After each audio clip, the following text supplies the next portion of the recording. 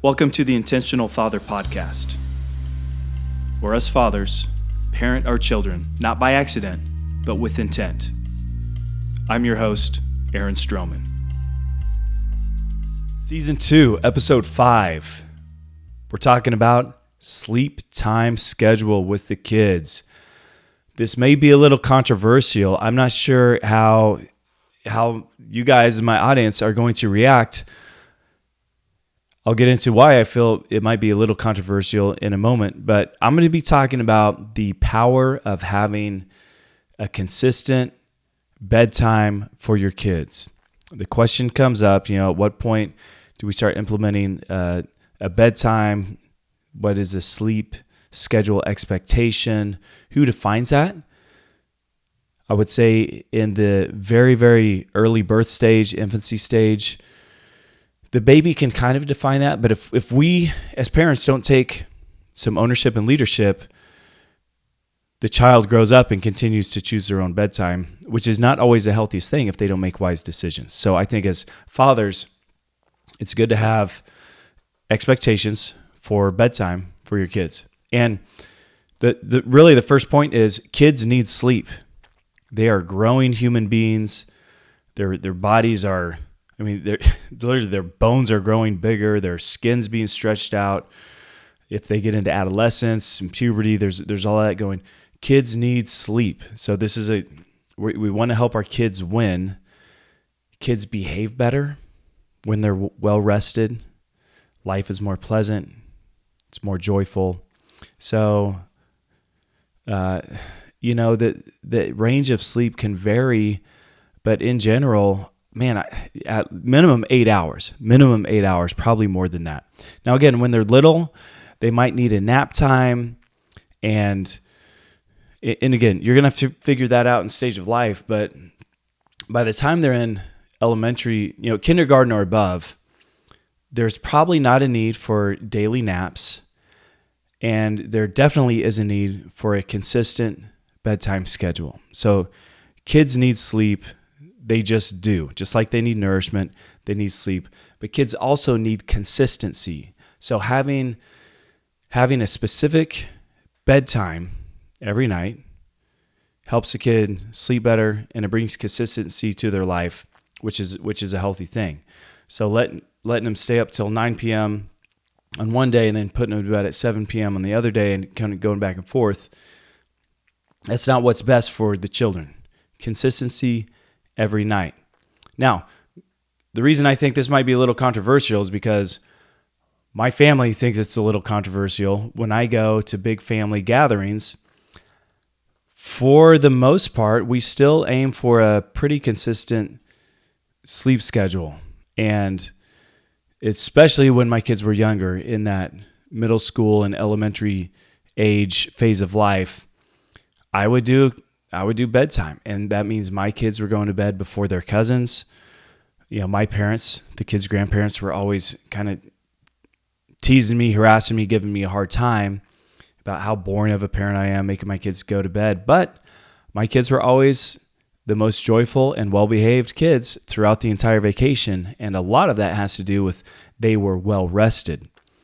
If their cousins, grandparents, or aunts and uncles weren't getting proper sleep, people would get a little cranky by the end of the week. So that consistency is huge, and I would say fight for that consistency, be an advocate for bedtime, even if it's not popular.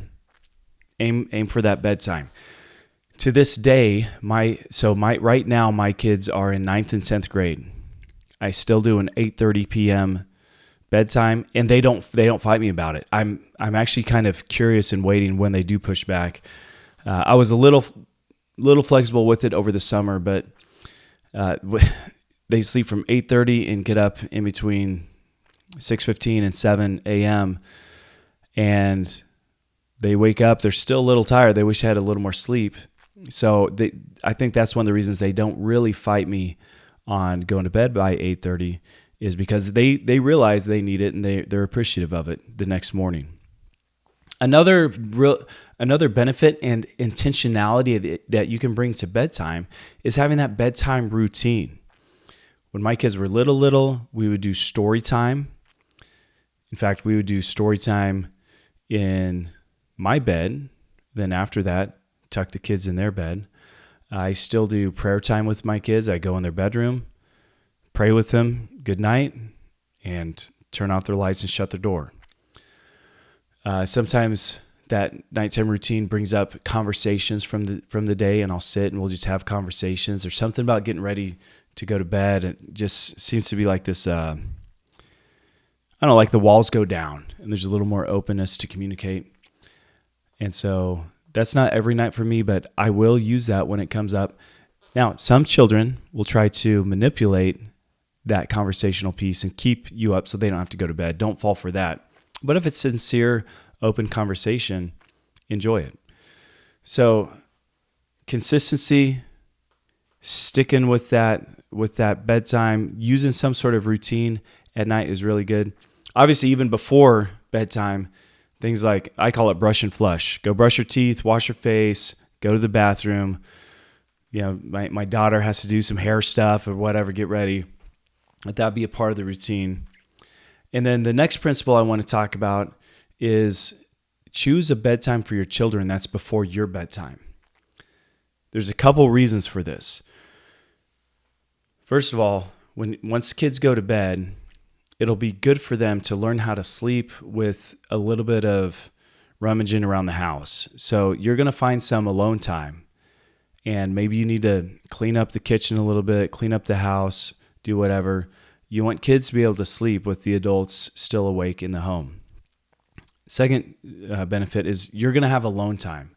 If you're a single parent like me, that alone time is really valuable, and you can use it to do things like I will typically read at night.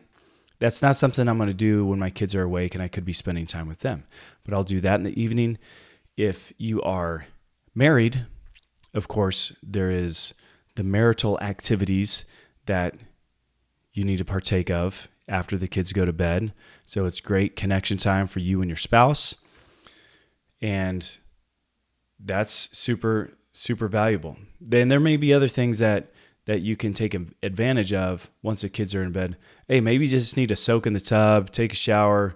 You know, it doesn't matter what it is, but having that alone time is something that you can count on, especially when it's consistent. So that's really valuable too. And man, the importance of alone time for a couple after you put the kids to bed, you can talk about parenting, talk about life, catch up on the budget, whatever. And of course, have sex. It needs to be a regular part of your marriage. With that being said, I am not a fan of kids sleeping in mom and dad's bed. Kids need to learn how to sleep in their own bed. One, because it robs parents of that romantic intimacy time. Not good for the family, not good for the marriage. Two, you're teaching bad habits. And I'm going to go on a little tangent here, but when you teach these sleeping dependencies on kids, when you train them to be dependent on something to be able to sleep, you're robbing them of independence and you're setting them up for failure. So whether it's being able to fall asleep in mom and dad's bed, whether it's some moms and dads will go climb in bed with their kids. Okay, well, that's defeating the purpose also. Kids need to learn how to fall asleep on their own without any dependent mechanism. Whether that's a parent with them, whether that's a white noise machine, whether it's a ceiling fan or some fan, TV, audio, just kids need to fall asleep on their own. And don't create that dependency, because once they get into college, once they get into a roommate situation or their future marriage, they need to be able to fall asleep without having the TV. I don't allow TVs in the bedroom. So, I mean, that's a whole nother subject, but definitely don't have them on when they're trying to fall asleep. Kids need to fall asleep on their own. That's a skill that you can develop. You can help your kids develop how to fall asleep on their own without any other dependency on anything else or anyone else. So, saying all that, work on sleep time. If you think my child is already dependent on something, hey, train him. You take away the device, have them start sleeping in their own bed, whatever it is. You'll have to fight that battle for maybe 7 days. maybe. But that 1 week of training is worth the rest of their life on them having the skill to fall asleep. And it's fantastic. My kids, I think it's that consistency, the bedtime that we do. Once they fall asleep, they don't wake up. And I mean, I can probably count the number of times on this hand when they've got up after they've gone to bed the past 2 years. They just don't do it. If they do, it's because they're sick. I literally can't think of a time when one of my kids has got up and at least come out of their bedroom when they're not sick after they've fallen asleep. And I don't know what that is other than consistent bedtime. It's not a rule. It's not a rule that you can't come out of your bed once you fall asleep. But they fall asleep and they're asleep for the whole day. And that's a blessing. If your kid's struggling with bedtime or sleep time, work on it. And again, about a week of training will probably be all it takes. If they have trouble sleeping, if they're crying, you just got to let them wear themselves out. They'll fall asleep eventually. It'll be what's best for them and for the family. So I hope this is helpful. Bedtime is huge, both for adults and for children. But as fathers, we need to lead our family in that manner. So blessings to you as you implement bedtime with your children. God bless. We'll catch you on the next episode.